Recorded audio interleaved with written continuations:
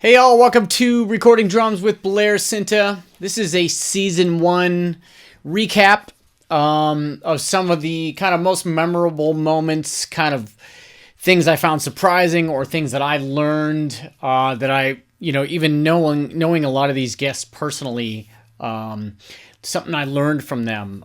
They're all here in no particular order, one thing from each guest, minute to a minute and a half of each person. And yeah, I just thought it'd be cool to go back, not only just for myself, but hopefully for anyone listening to just pull out some of these kind of memorable moments. All right, season 1 recap. I'm gonna line up some more people, start this up again in a few weeks, but take a minute for the holidays here.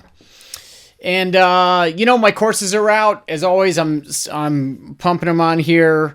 The Snare Sound Bible, Introduction to Recording and Improve Your Groove. Those are available on my website anytime.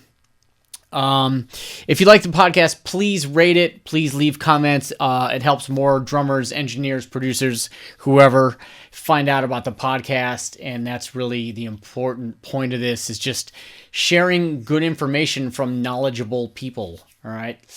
So help spread the word. That's it. Happy New Year to everybody. And I'll see you all again soon. I guess, a lot of the thing that I love to try to learn from people through this process is how you're able to your own, kind of practice or work at home. Yeah. In an engineering recording sense. Yeah. You're able to take that into actual recording studios, whether it's mic placement, mic choice, yes, tuning, EQ, hey, can we put some distortion on this sound or whatever, you know what I mean? Yeah. I very much in my life, as far as going and doing sessions with other places, I actually much rather do sessions at my house, to tell you the truth, because I know how to get sounds that I enjoy, and sounds that I believe,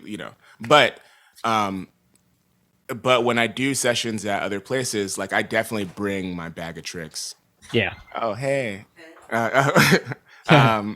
What you got? I definitely bring my bag of tricks of mics and or even just hey, can we just, everybody does this now, but can we just get a dick mic happening and and just right. Run it through what you got, or compress it or distort it. Yeah, compress it or distort it or whatever. Yeah. I mean, often I bring, I didn't bring it on this trip, but I often bring, Dr. Alien Smith is a mic builder, but I bring the I got to get one of those, man.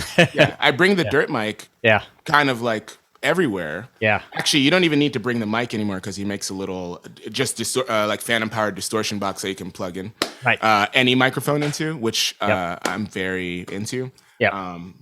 But I was bringing that. I bring that kind of most sessions, and it kind of does the thing already. But then when you run that through EQ and stuff, it really kind of makes a drum sound. Yeah, so you're often helping guide that.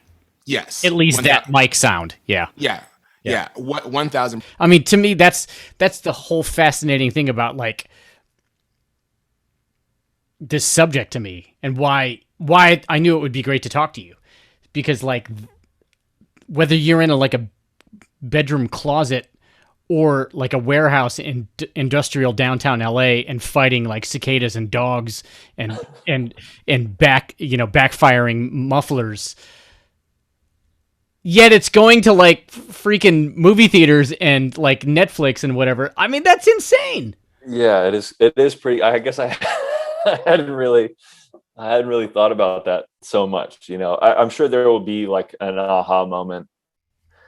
I should have had them already, but I feel like there will probably be one coming, or at least I hope, where we get to kind of divulge that to the executives. Maybe this is it. Yeah, right. You've been recording where? Okay. Yeah. Well, I mean, if you think about it, the way let's just, for example, how they were recorded Star Wars with John Williams, right? I mean, it's kind of a good example. Or whatever, Superman with John Williams, right? Yeah, right. And now you're recording the same character same story Yeah. in a woodshop warehouse, with these elements happening, but you're doing it and it works. Yeah. And it's working. And like, that's awesome. It's just awesome.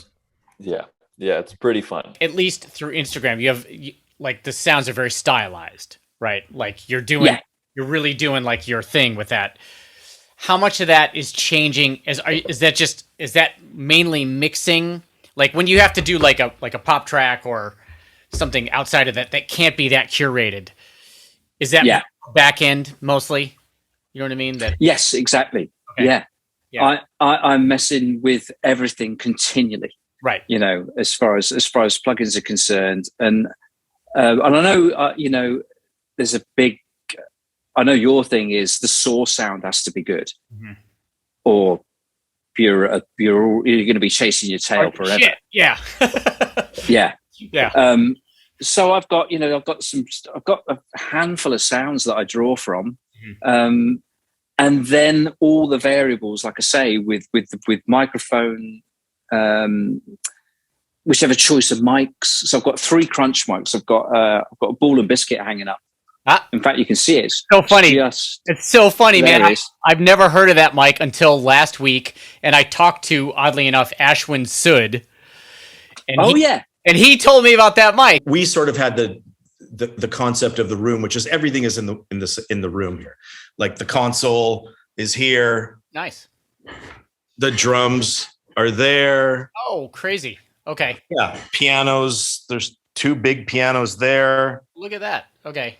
Yeah. And there is an isolation room back there. In my mind, before I saw those drums, I was like, the drums must be back there. Yeah. So the drums are right beside the console. This is kind of a concept that Sarah's producer, Pierre Machon, when we were working with him a lot. Yep. I love the idea that everything was in the same room. Yep. Literally, the drums were right beside the console. We'd put headphones on, we'd get sounds, take the headphones off, go back and listen. Yep. He would conduct me when I played, or he'd take the headphones off and look at me. Are you okay? Do you need a break? It was very much that. I never have been a fan of the glass. Okay. The control room glass thing. I've done it a little bit, but not much. Okay. I like the idea that we can all be in the same room. We can push stop. We can take our headphones off. We can have a conversation. We can get right back to it. So you'll have bass multi instruments happening in the same room sometimes. Sometimes not more than 2 or 3 people playing at once in here. Like I've been on the kit where Sarah's been on the piano. Okay. I'm playing quite quietly, and our engineer here is recording, and a bass player. Okay, cool. Yeah. If it's something quiet too, because of the piano and open mics and whatnot. And that could turn into a track? Okay. Yeah. Yeah, definitely. You know what I find interesting is that, so you just said SPD, and I thought you were going to say, oh yeah, so I trigger some drum samples there. Besides like a shaker or finger snaps or hand claps, are you doing like, drum, quote unquote, drum stuff? You know what I mean? Well, fascinating. Why? Because I think of you as a drummer. I know obviously you're a percussionist, but I think of you as a really rad jazz drummer and you know what I mean? Like a super musical drummer. So that's I think, thank you. I've been writing songs since I was 5, and then I picked up the drumsticks when I was 11, and it just worked. Because like I said before, reading notes for me can be a little challenging for whatever reason. I'm just kind of dyslexic with it, and it never really. I took piano lessons as well. My parents as well were got to learn how to read notes, and it just never really made sense until I started playing the drums, and I could read the heck out of drum charts, no problem. Rhythms are no problem, but it's just the notes for some reason. So got on the drum train for a long time. And then actually when I moved to LA, I stopped taking gigs on purpose for, I don't know, a couple years at least, until the Iron and Wine thing came along. But I just was playing with We Are the West and writing my own songs, because I just got so burned out from drumming up in the Bay Area. It was wonderful. Like absolutely everything about it was wonderful, but I felt like there was something missing, and that was songwriting. So yeah, I mean, this whole thing is just about me trying to figure out what kind of songwriter can I be? And I need to play a chordal instrument to do that alone, to like be a proper singer songwriter. So this is it. This is my solution to that problem. Okay. So tell me about this is super geeky, but this is what we're here for. Sure. Your tuning is so meticulous. And the other day I was actually working on like a floor tom drop that like you seem to really have dialed. That's just like you're a tweaker, right? so the secret for that for me is that it's a 13x8 rack tom. Okay. Yeah, I just bought these crappy CB drums. That's like I saw that, man. That's that video you posted where you're holding the snare. It sounded incredible, man. Right. Oh yeah, we messaged. Yeah, but actually those toms kind of do that. They just I didn't touch them from what they came like. That's how they're tuned at the store. Right. But that floor tom, I was like, oh, this could do that. Like I was thinking about you, and started tuning the head up a little higher, bottom head a little lower. It's not. I didn't get there yet, but like I'm inspired by that. When I'm doing that thing, especially with the 13, actually I prefer it on the slightly smaller drum. I mean these Steele, raw Steele ANFs, like they just naturally tune crazy low anyway. Like they basically tune a full size to 2 sizes lower than they are, like most of the time, and that's where they love to sit. But I'm going like just where I'm not getting too much growl from it being too loose on both heads. So I'll get the batter head as low as I can get it without hearing the wrinkles. Yep. And then when it's actually in situ under mics, I'll get the bottom head where it needs to be. So I'll actually just even just tuning one lug here and there on the bottom head just to get rid of too much of the actual growl that's inherent in the tone, and then add saturation back to it, as opposed to having kind of like an ugly out of tune tom growl. Okay. And the secret to the saturation on that is Waves J37. Just fucking dimed. Okay. I'm writing all this shit down, man. not the input gain, the actual saturation knob though. Okay. Input gain you want to keep fairly consistent, because if you run the input too hard, it actually kind of clips everything off it. If you keep the input fairly low and fairly conservative, and then just dime with the saturation, it's Wow. Yeah, there's a really cool sub technique you can use on J37 as well with the delay that's built into it. Set it to like a 1 millisecond delay, and then set the filters to like 20 hertz and 80 hertz. Okay. And just turn the delay up until you make an 808 out of it, which is Damn, which dude. is You're dropping dimes here. I love it. Cool. These are all things I intend to charge people for at some point, but No, it's out there. So you went down this path totally on your own. Yeah, basically. Yeah. And the reason it started is because right around then in 2010, I had a couple of composer friends here in town, like film composers, who were like, "Hey, can you record drums at your house?" And at that time I was in a little apartment, and I was like, "No, but I can figure it out." Right. So I had like a Digi 002, which has like 4 mic inputs in it. Yep. And it was like 2 overheads, kick and snare. Wow. And Peter Erskine basically loaned me some microphones that he had. Okay.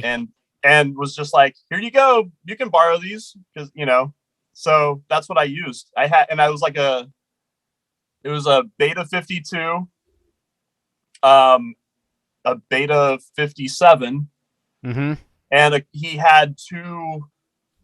I don't even know. They're like Beyerdynamic 703s or something like that. They're like small diaphragm condensers. Okay. Which actually sound really good. Yep. And that's all I had. Okay. And a laptop. do you think you were trying to emulate some of the things that you knew Lyle liked, or do you think you just got better at doing Not at all. I was never thinking about Lyle's rig. Just how can I make where, I'm sure you think this way too. It's like, it's this money's hard fought for when we're trying to do sessions and gigs. Yep. Where is the smartest place next?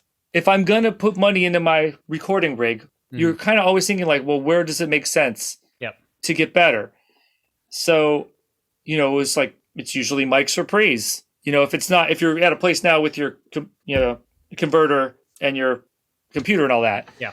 So no, it was about, because I have other clients than Lyle, but I knew that if I get my shit where I'm really happy with it, other people I work with are going to be thrilled. So I made a couple big leaps in recent times where I was like, I actually sold quite a bit of drums. Yeah.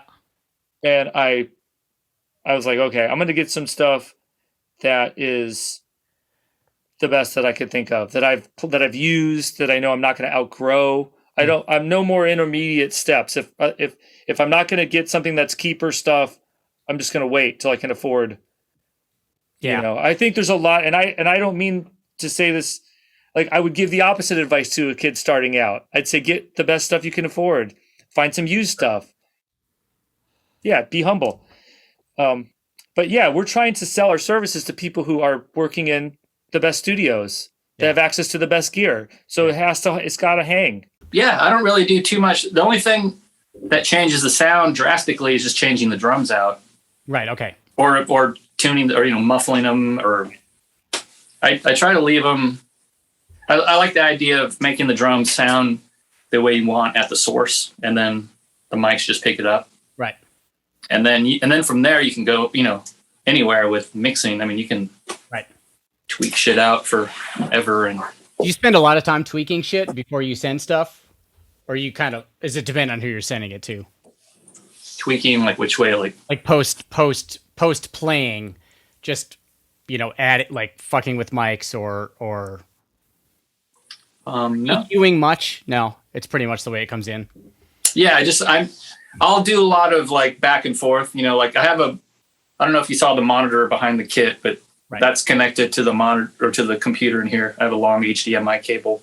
Okay. So I can sit out there, play a bit, listen back, or sometimes I'll just come in here and listen back and just make sure everything's the way I want it. Okay. And then listen back to it with the music I'm recording to make sure everything's kind of speaking with the instrumentation around it, Okay. And if something isn't working, I'll change the drum out or change the cymbals or maybe EQ a little bit of more high end or less high end on the kick or snare. Okay. I guess I just figured you were changing mics a lot for some reason. I just figured like, it's a whole new setup, whole new mic setup also. Whole new drum setup, whole new mic setup. Yeah. I mean, sometimes I would, but since the pandemic hit, I just got into this thing of just keeping the mics the way they are and just changing the drums out. And I was always surprised at how the sound would drastically change from me simply just changing the drums. Like I didn't have to really do much. I mean, if I was going for like a super extreme kind of drum sound, I could just add a few weird mics or something that are distorted or I mean, just kind of kept it really simple so that when people get the tracks, there's nothing going on and they can, as long as the drums sound good with the song, then they can go from there. That was kind of the idea I had. And plus, when how it is when you're engineering yourself, you don't want to, or at least I don't want to make it where the drums are so full of character that they can't just go back to like a natural drum sound if they want. Right. I'd rather give them the option. It's kind of like, I think of it like cooking. It's like you get the base ingredients, like, there's just the basic mics on the kit with the drums sounding really good. Like the big thing with me that I always obsess about is when I'm playing, I'll hit the kick and I'll hit the snare. And if the toms are going, you know what I mean? Like I'll try to find what's going on and deal with it, but still make the tom sound good. And, I mean, if I can't get that together, I'll just take the toms off the kit. And right, because a lot of times you don't even play a tom. I know. I remember a mixer friend of mine saying, like, I hate it when they don't play a tom the whole time, and then right at the end you hit the dig-a-doo rack tom. Yeah. It's because by the end of the song, you're like, shit, I better hit these things. They're sitting there resonating. But that's the big thing I try to do is like make sure, like, if they want to like make the drum kit super squashed and compressed, like a lot of people do now, that when they do that the toms aren't going making a note or screwing with the backbeat sound, like that kind of thing. Okay, so then I've got room mics, and then I would have overheads, and then I might put a close mic as well. Okay. On whatever the instrument was. Okay, just for one instrument. Yeah. So and the bathroom mic. So now you've got a stereo room, stereo overhead. There's two stereo tracks, a close mic. Yep. There's 3 tracks, and a bathroom mic. 4 tracks for one instrument. Yeah. Well, that's what I was talking about earlier, because I've done a little bit of that out here. And it's very complex because you have to have the options of the depth with this thing. And then you're multi-tracking many instruments, maybe for one cue or just over the whole session. Yeah. Right? So for one cue, I might have done 4, 5, 6 overdubs. Right. So all of a sudden you're up to 36 tracks for. I know. Yeah. I know, right? It's like you just go like. And there's an aside story to that on this Disney project I did. Well, I'll tell you about that in a second. But anyway, so through with my friend Michael, we kind of decided, the room seems to sound like sound. We really sculpted this and spent some time before we even recorded our first cue because Alan wanted to hear what I was doing. Yep. Right before they were going to commit. Sure. So he wanted to go like, well, okay. So we took, I don't know, a better part of a day, half a day anyway, messing with mic placement and all this kind of stuff to go like, okay, let's record a cue. Let's send it to him, see what he thinks. Okay. Well, guess what he did?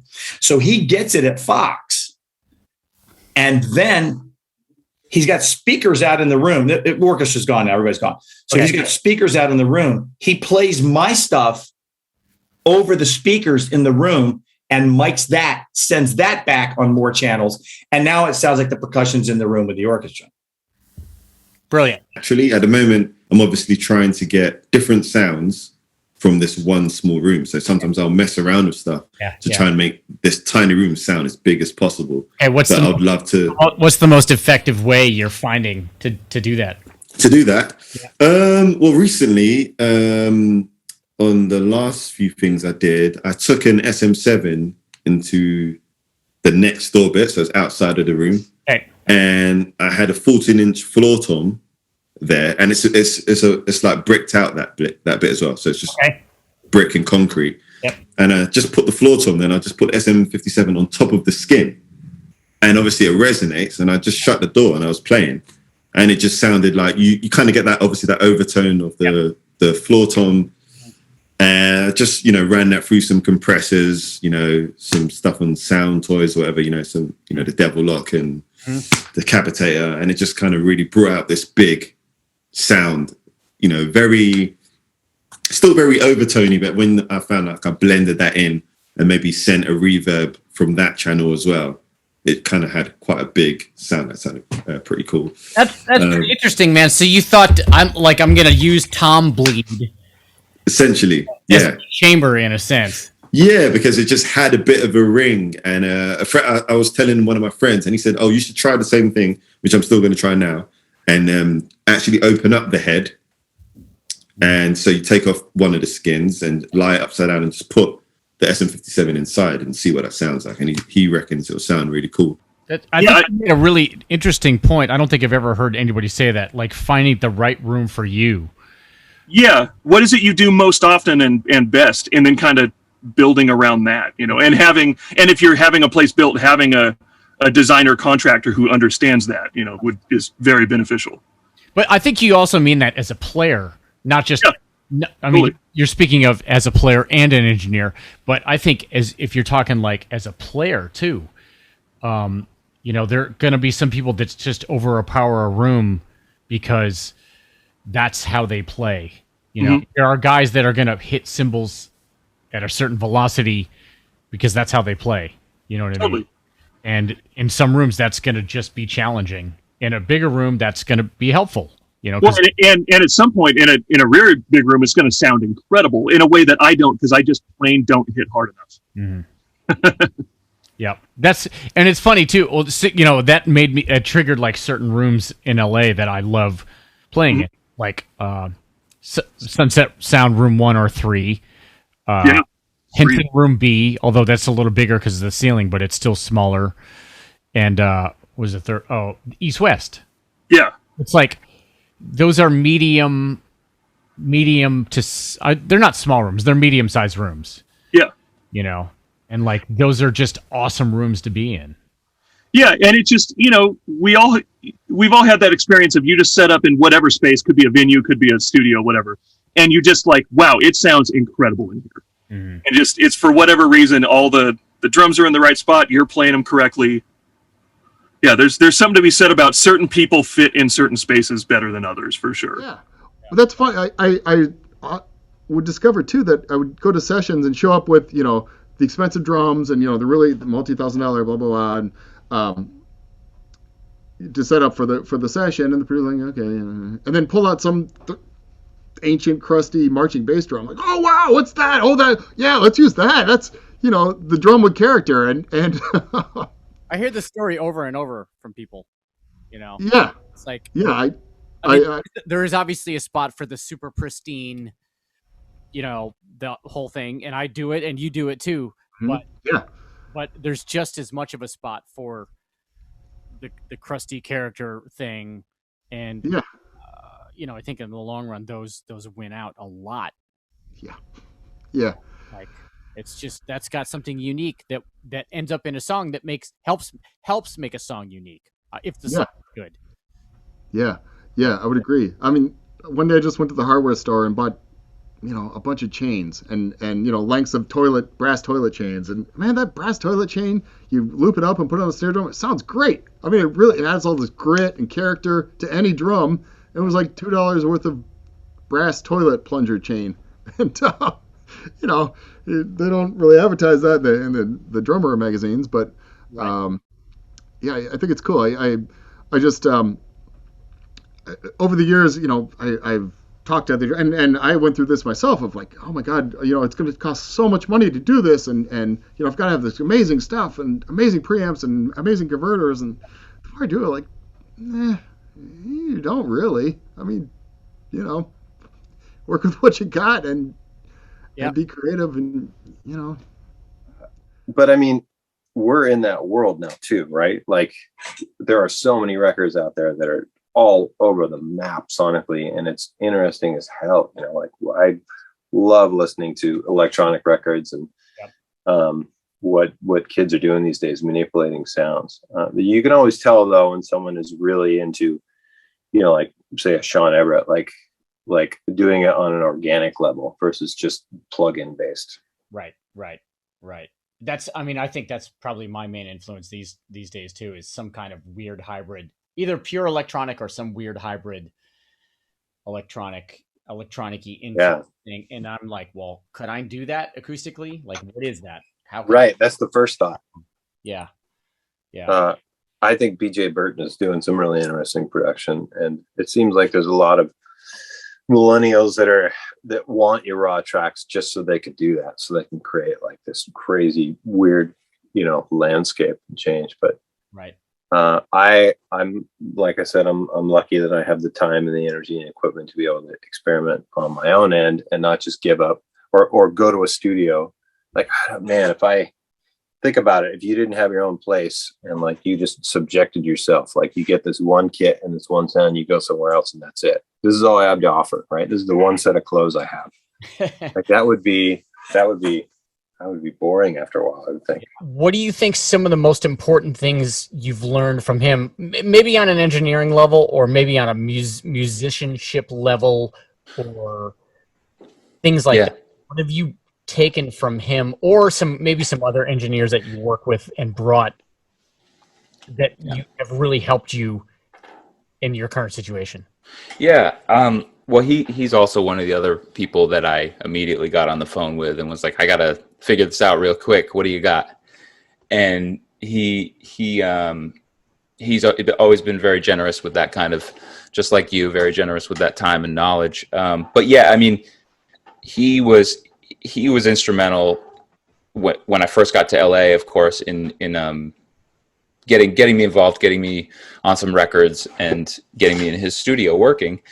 And he's a perfect example of this. You know, you don't hear with your eyes, because if you look at some of his setups, they're the most creative and unconventional. And there's not a microphone within 10 feet of the kit, but you go back and listen, and it's right here. The whole drum set is right here because of his magic. So he's an extreme engineer, and he's brilliant, but it is unconventional. And so whatever preconceived notions I came to LA with, especially from Nashville, more of a typical, bread and butter culture there in the studios, it was all thrown out the window. So that attitude of like, don't knock it. This falling apart guitar over here sounds amazing in the right song and in the right context. So don't look for pristine gear.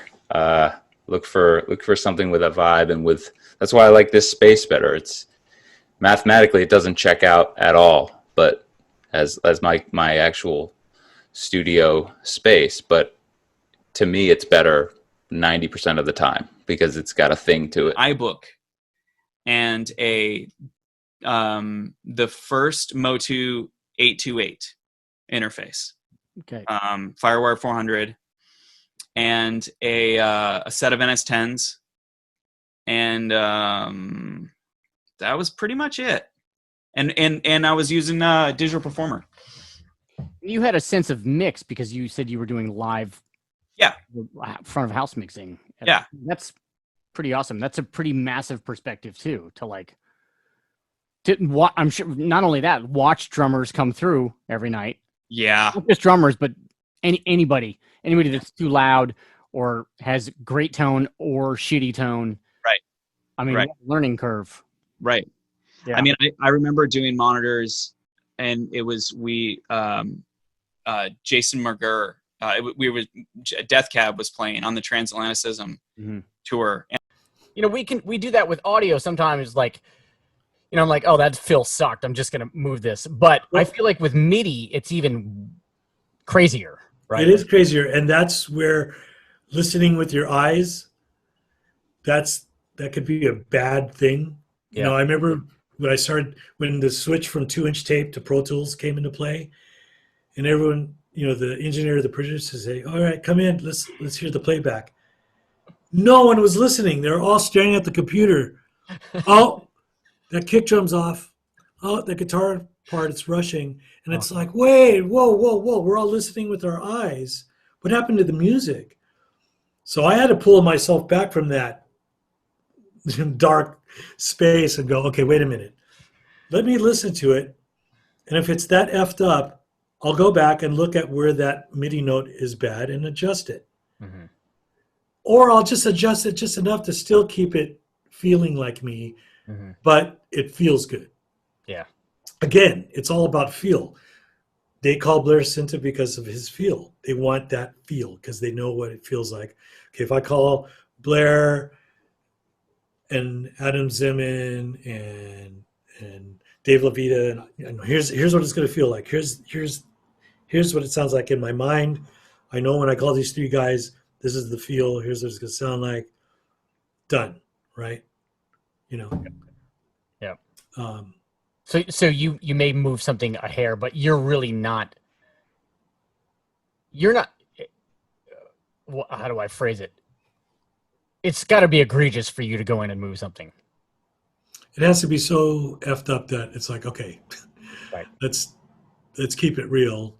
You don't have them get to a studio at 8 in the morning or 9 in the morning, set up the kit, and then tune it up for those guys. It was amazing, really. Yeah. So you got to learn like Abe and Josh and Jim's setup kind of, and you kind of yeah. Yeah, and I mean, Keltner, was it like that's obviously super interesting? Was it always different with Keltner, or was it like, you know, like who knows what's going to happen with Keltner this time, or was it kind of yeah, okay. I mean, it was funny. Like we'd show up, and like the engineer would come up and just be like, "What is that? He's going to use that? Like he's going to play on that? What is he?" Hey, what? And like, you know, it's crazy. Like if you've ever looked up a Keltner setup or seen him play, like it's wacky stuff, but it works when he plays it. And like, I've seen him play really like hard and really soft. Like it's not like he's got a thing and he's got so many toys, and like it's about playing with different sticks and sounds and like his feel and how he approaches it. Like it's, I mean, so cool to see that in person, and like just have him vibe and, you know, control the room. Like when he shows up, it's Jim Keltner. I'm when he's around Elton John, it's still like Jim Keltner is here. Oh wow, you know, or whatever. So it was really cool getting to see that. And again, I did recordings on this that are on like major label albums because they were like, well, sounds good, why redo it? And it had like a natural, like it had an onboard compression that was great. Yep. You know how to use compression. I would just turn it on or off. and it Right. sounded great. So I'm like, I'll that thing. Yeah. Did this get you thinking about like drum tones then? Or was it more like, hey, just put the microphones up and I'm going to make sure I play the part and like. Definitely drum tones. A great, I know you think this way. A lot of good advice for recording drummers is put up one microphone first and learn how to play with that. Yeah. If you can make drums sound good through one microphone, then you add another one, and then you add another one. Because if your crashes are too loud, or your rim shots too loud, or something, or your tom fills are too soft, or something, your internal balance is off, and it's not going to record well. Yep. So I learned a lot about internal balance, playing with minimal miking. Like not bashing the crashes, or what crashes I'm going to use. I'm going to use super thin ones, super heavy ones, bright, dark. If I'm going open hi-hat, am I doing that open hi-hat, or am I doing that kind of sizzly open hi-hat thing? And tuning a snare drum, sizes of toms, head choices, amount of muffling in a bass drum. You were thinking about stuff in the late 90s? Oh, yeah. And it was only because I would be horrified with the sounds I was getting, and I was trying to figure out why it doesn't sound the way I want it to. No doubt. You know what I mean? I mean, you definitely have. I mean, I also often, when I'm hearing your stuff, there's a crunchy element to it. There's an electronic element to it. Yeah. And then, of course, just your playing style is inherent in that thing. Yeah. You know? Well, that's my comfort zone. I'm kind of obsessed with distortion. And I think a lot of it is because because we're on our phones so much, I want to watch back. If I'm going to record something, film it and do audio and all, when I watch it back on my phone, I want it to sound good coming out of my phone. Mm-hmm. You know, obviously it needs to sound good on speakers and headphones, but there's a mix element that's very important. Yeah, it's like I don't want it to sound great everywhere, and then you put on your phone, it sounds like shit. You know, it's because the reality is people are listening to music out of their laptops, their phones. Mm-hmm. I want it to sound good everywhere. Yeah. Well, I was going to say this too. I don't know how you feel about it, but like I remember when I started doing other instruments, having already done drums, I was actually less intimidated because to me, drums are. Like, not that other instruments don't have challenges in recording them, but like if you can record a drum set, you're in pretty good shape for like a base of knowledge about what to do with other things. And a lot of times with other instruments, maybe a couple of mics at most on one source or something like that, as opposed to like, 10 or 12 or whatever. I found that part way less intimidating. The only part that was, a bit of a mystery is like, placement with all those different instruments, but the idea that you didn't have to monitor like 8 or 10 things while you're doing it is like so much, easier to me. Right. And look for phase between all of them. Like exactly. Yeah. Like if you have 2 mics on a guitar cabinet, You're like, oh, cool. Yeah. This one's picking up Easy. like lower frequencies, and this one's picking up, you know, the more bite, and we blend them together and we set them evenly, so they're get the, you know, yeah, Exactly.